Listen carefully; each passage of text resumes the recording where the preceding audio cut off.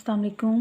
Mathematics class 9 chapter number 2 exercise 2.4 question number 1 use laws of exponents to simplify. इसे हमें simplify करना है 81 raise to power n into 3 raise to power 5 minus 3 raise to power 4n minus 1 into 243 over 9 raise to power 2n into 3 raise to power 3। तो यहाँ पे सबसे पहले 81, 243 और 9 इन सब को हम इनकी प्राइम फैक्टराइजेशन करेंगे और इसके फैक्टर्स को हम इंडेक्स नोटेशन में लिखेंगे।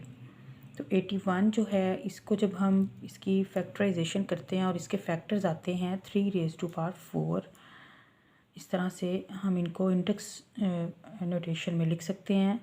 और बाहर हमारे पास है n and 3 raise to power 5 will be as it is, minus 3 raised to power 4 and minus 1 will be as it is, and 243 in the replacement of 243 we can write 3 raised to power 5 over 9 की जगह पे हम लिख सकते हैं 3 raised to power 2 और बाहर है 2n into 3 raised to power 3। अभी थोड़ी सी सिंप्लीफिकेशन हो जाएगी, ये आपस में मल्टीप्लाई हो जाएंगी इनकी पार्ट्स। तो यहाँ पे आ जाएगा 3 raise to power 4n into 3 raise to power 5 minus 3 raise to power 4n minus 1 into 3 raise to power 5 over 3 raise to power 2 to ज़ 4n into 3 raise to power 3।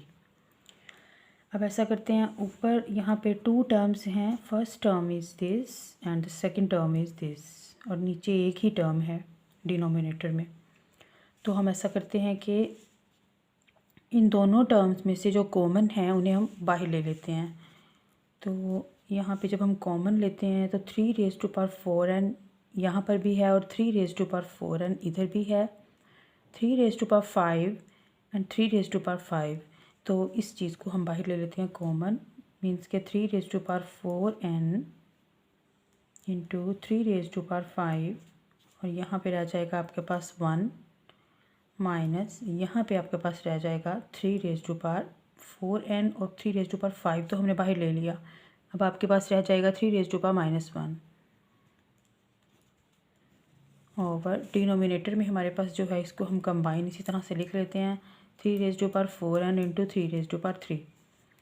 तो नेक्स्ट स्टेप में हम इनको सॉल्व कर लेते हैं। यहाँ पर देखिए 3 रेज़ टू पावर, ये देखिए 4n माइनस ये 4n को हम ऊपर लिख सकते हैं नेगेटिव साइन के साथ। इसी तरह से 3 raise to power 5 minus 3, same numbers हों तो इनकी पार्ट्स जो हैं वो आपस में सॉल्व हो जाती हैं। अगर तो नंबर्स मल्टीप्लाई हो रहे हैं तो उनकी पार्ट्स आपस में प्लस हो जाती हैं, अदरवाइज़ माइनस कर दिया जाता है इन्हें। तो यहाँ पर ये डिवीजन में थी तो इसलिए हमने इनकी पार्ट्स को ऊपर लिखते हुए माइनस किया है। और अब ये जो ब्रैकेट में रह गया इसको भी लिख लेते हैं 1 minus 3 raise to power minus 1। जब हम इसको सॉल्व करेंगे तो यहाँ पे आ जाएगा 3 raise to power 0 into 3 raise to power 5 minus 3 will give you 2 and 1 minus 3 raise to power minus 1 as it is. तो यहाँ पे हमें पता है कि जब किसी भी नंबर पर कोई भी वैल्यू 0 आ जाता है, उसकी एक्सपोनेंट 0 आ जाता है, तो वो इक्वल टू 1 हो जाता है। तो इट्स मीन कि हम यहाँ 3 रेज़ टू पावर 0 की जगह पे 1 लिखेंगे।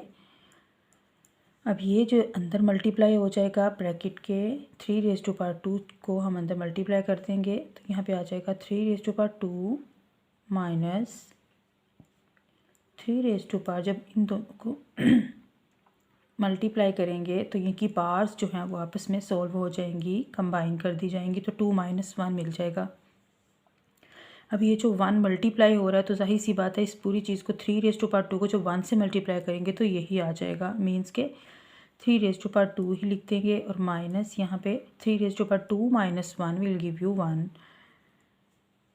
तो इस तरह से हम लिख सकते हैं 3 रेज़ टू पावर 1 को 3 लिख सकते हैं, क्योंकि 1 किसी भी नंबर या अलजेब्राइक वेरिएबल जो भी होता है, एक्सप्रेशन कुछ भी, उस पर जो पार होती है जब वो 1 होती है तो उसको इनविजिबल लिखा जाता है, और उसके कोएफिशिएंट को भी।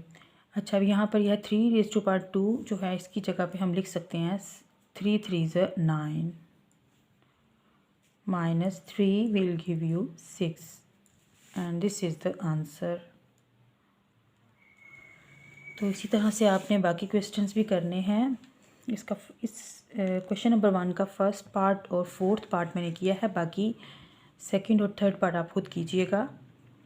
अल्लाह हाफिज़।